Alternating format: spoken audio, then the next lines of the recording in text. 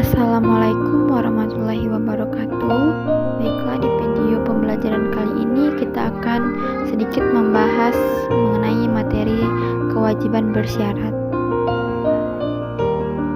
Baiklah, pada materi kewajiban bersyarat ini kita akan membahas beberapa submateri, yaitu yang pertama mengenai definisi kewajiban bersyarat, lalu yang kedua tingkat keterjadian pada kewajiban bersyarat, lalu yang ketiga itu penyebab munculnya kewajiban bersyarat, dan yang terakhir itu mengenai macam-macam profesian.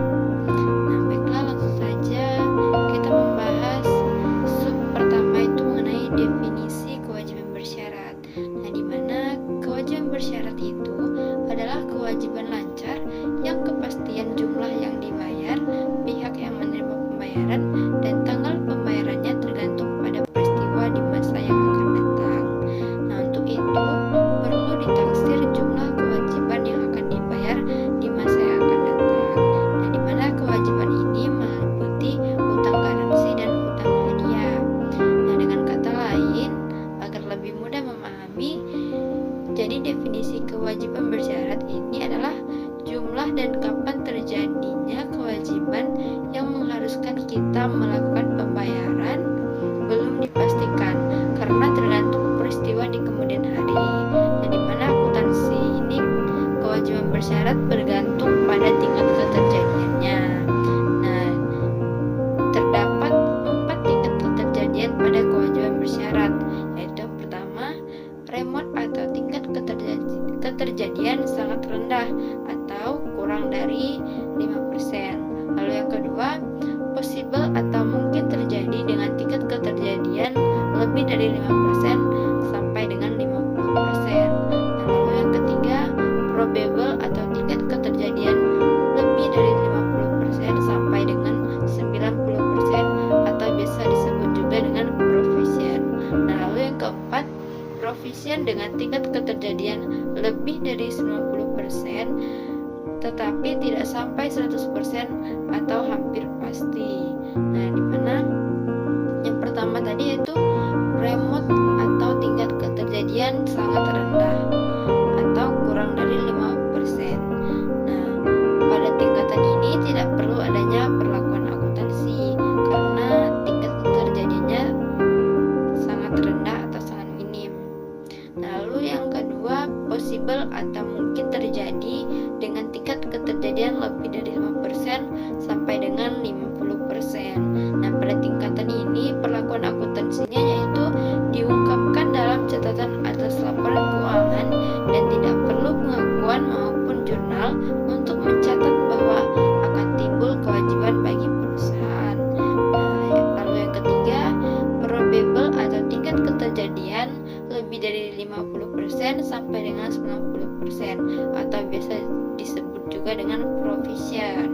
Nah, pada tingkatan ini perlakuan akuntansinya yaitu harus diakui atau adanya pengakuan, kemudian pengukuran dan pencatatan lalu diungkapkan dalam laporan keuangan.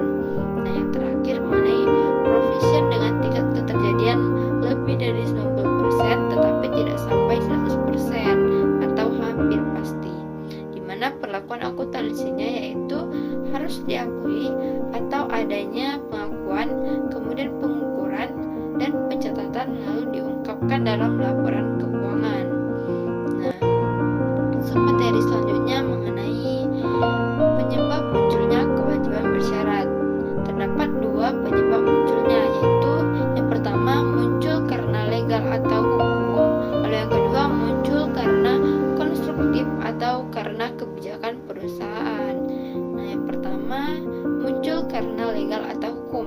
Nah, di sini contohnya kita digugat di pengadilan karena terindikasi melakukan pencemaran lingkungan, maka kita ada kemungkinan untuk kalah dalam pengadilan tersebut.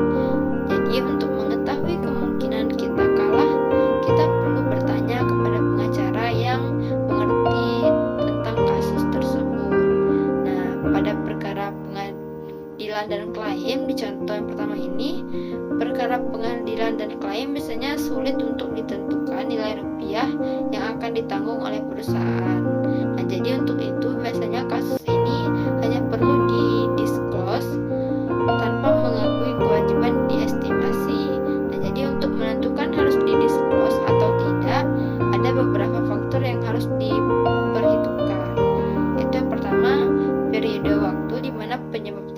yang mendasari terjadi, lalu yang kedua probabilitas hasil yang tidak menguntungkan, lalu yang ketiga kemampuan untuk membuat estimasi yang layak atas jumlah kerugian.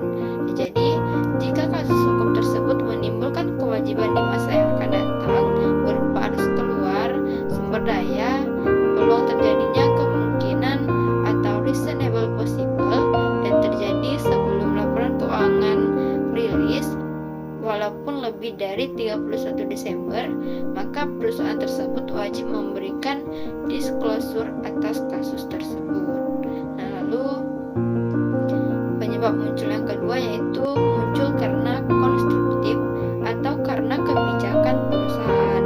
Di sini contohnya yaitu Christian Dior membuat kebijakan seandainya produk fashion yang dijual oleh Dior tidak memenuhi standar kualitas yang diharapkan oleh pelanggan, maka pelanggan tersebut dapat mengembalikan produk tersebut dan Dior akan mengembalikan uang pelanggan tersebut jika kemungkinan terjadinya kejadian tersebut dapat diukur dari pengalaman tahun sebelumnya dan kondisi khusus yang dihitung secara handal. Nah, pada contoh yang kedua ini, yakni seperti biaya garansi dan jaminan. Nah, di mana biaya garansi dan jaminan ini adalah contoh dari provisi yang wajib untuk dicatat di kewajiban estimasi, karena kewajiban ini biasanya dapat diestimasi dan diukur secara andal dan memiliki probabilitas keterjadian yang sangat tinggi. Nah, jadi untuk mencatat biaya jaminan ini, perusahaan menggunakan dua metode dasar akuntansi, yaitu metode dasar kas dan metode accrual. Nah, di mana untuk metode dasar kas biaya jaminan atau warranty expense dicatat sebagai beban pada saat penjualan mengeluarkan kas untuk menepati jaminan itu. Jadi metode kas ini diwajibkan apabila kewajiban jaminan tidak diakrualkan pada tahun penjualan, karena tidak mungkin bahwa kewajiban telah terjadi atau jumlah kewajiban tidak dapat diestimasi dengan layak. Untuk metode accrual digunakan jika pelanggan mengajukan klaim menurut jaminan yang berhubungan dengan barang atau jasa yang telah dijual. Jadi menurut metode accrual, biaya jaminan dibebankan ke beban operasi pada tahun penjualan. Contoh akuntansinya yaitu pada metode accrual ini pada 31 Desember di debitnya yaitu warranty expense, lalu di kreditnya cash senilai biaya jaminan yang telah dikeluarkan, dan jurnal tambahan yaitu pada debit warranty expense dan pada kreditnya yaitu warranty liability senilai sisa estimasi biaya jaminan yang belum terrealisasi. Nah, lalu submateri yang terakhir yaitu macam-macam provision, di mana yang pertama yaitu litigation lawsuit atau gugatan hukum, lalu yang kedua warrant atau garansi, yang ketiga premium atau consideration payable atau hadiah, lalu yang keempat kontrak yang tidak bisa dibatalkan. Baiklah, sekian video pembelajaran mengenai materi kewajiban bersyarat.